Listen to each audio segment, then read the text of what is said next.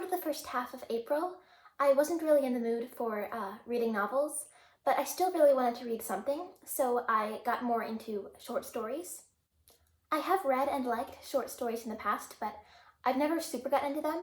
Short stories really got me back into reading fiction when I was sort of in a slump when it came to reading longer books, so I'm really happy that they did.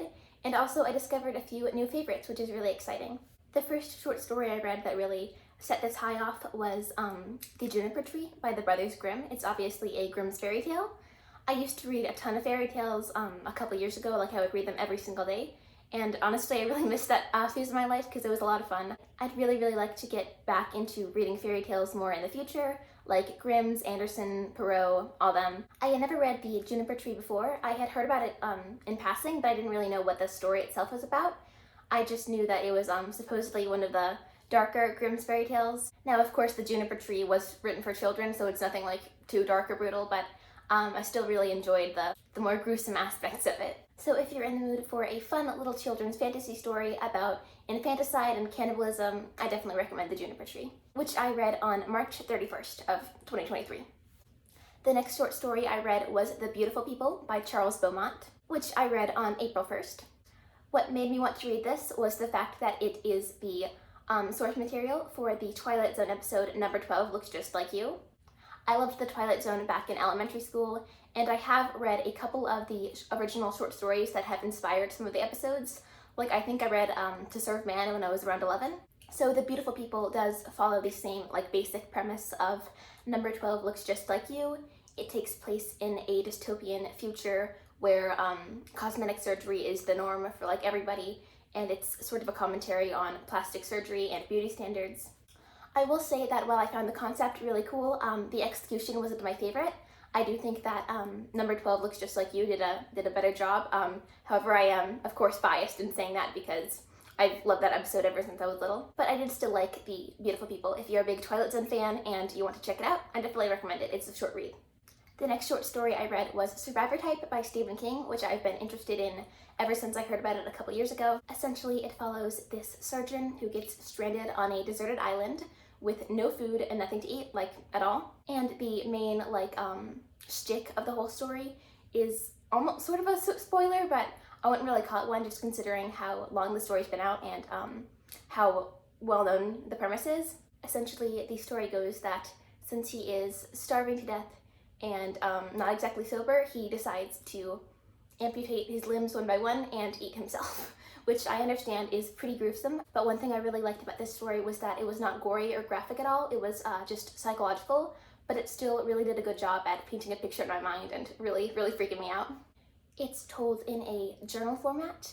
Our main character is not a likable one at all. He's a very not good guy, but I thought that was really interesting to read about. I thought it was executed really well. Sometimes I feel like the unlikable protagonist can be quite annoying, but I thought this one was executed really well, like I said. I have heard before that Stephen King is better at writing short stories than he is novels, and I can't really give my own opinion on this, considering I've only read 1.5 King novels in my life, but I do definitely think he's got a talent for short stories. And the ending, as predictable as it may have been, left me completely shocked.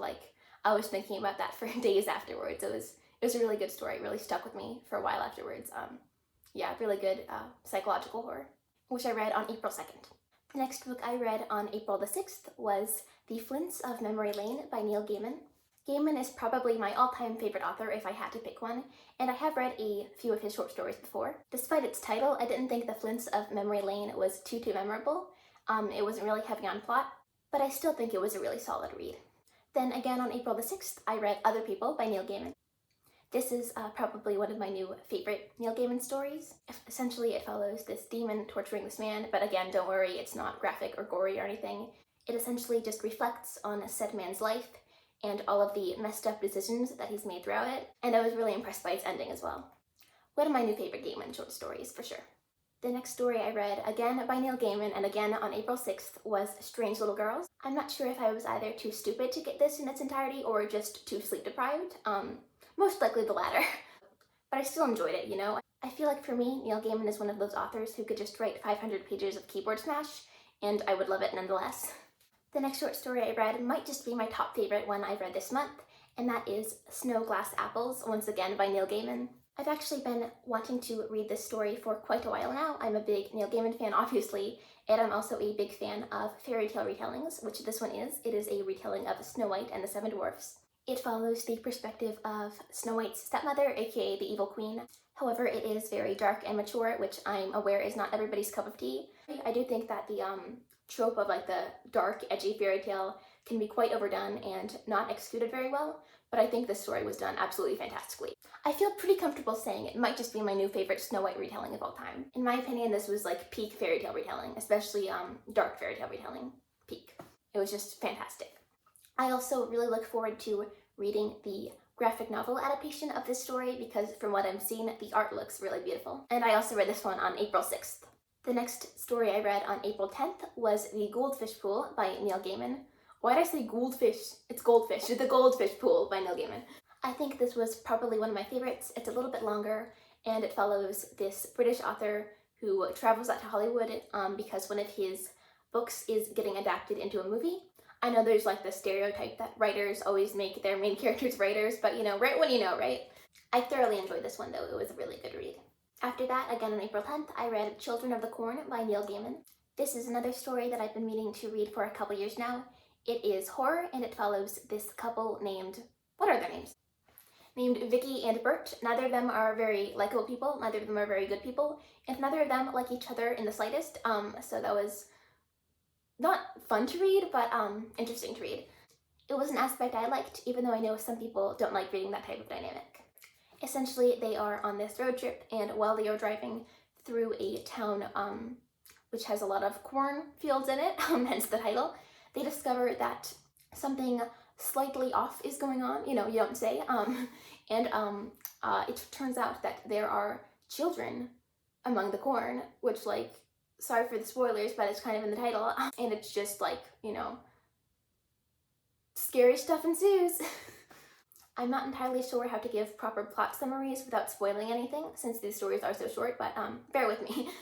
I don't think I liked Children of the Corn quite as much as Survivor Type, but it was still really good. I definitely look forward to reading more of Stephen King's short fiction. That was the last traditional short story I read this month. However, I did pick up Shadow Show, which is a compilation of different little comics from different writers and illustrators. So they might not be short stories in the traditional sense, but I did still want to include the ones I read in this video. I did not read the whole thing. Also, this was a collaboration in memory of the author Ray Bradbury. And granted, I have not actually read anything written by Ray Bradbury, so I'm probably not the target audience for this per se, but I did still enjoy the stories that I read, even though I probably would have gotten a little bit more out of them had I been familiar with Bradbury, because there are quite a few stories in here that directly reference Bradbury or his works. So who knows, maybe I'll come back to it if I ever become more familiar with Ray Bradbury. And yes, I am thoroughly ashamed I have yet to read Fahrenheit 451. Don't judge me, please.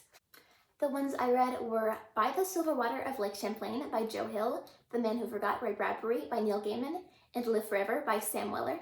I think my favorite art style was probably The Man Who Forgot Ray Bradbury, which was illustrated by Maria something rather. I'll put the name on the screen because I know I can't pronounce it without butchering it terribly. However, that said, my favorite story might have actually been, what was it called? However, I think my favorite story itself might have actually been By the Silver Water of Lake Champlain by Joe Hill, so I guess nepotism for the win. In case you didn't know, Joe Hill is the son of Stephen King.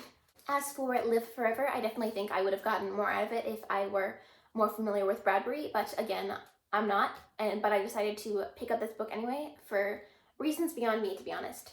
During the latter half of April, I did manage to read some more novels. I read Rosemary's Baby, which was fantastic. I also read Howl's Moving Castle, which I loved, but it's definitely given me a new appreciation for short fiction, which I definitely plan to read more of in the future. I also plan on picking up Welcome to the Monkey House by Kurt Vonnegut and reading some of the short stories in there. And again, I'd really love to get back into classic fairy tales. But yeah, that sums up every single short story I have read in April of 2023 so far.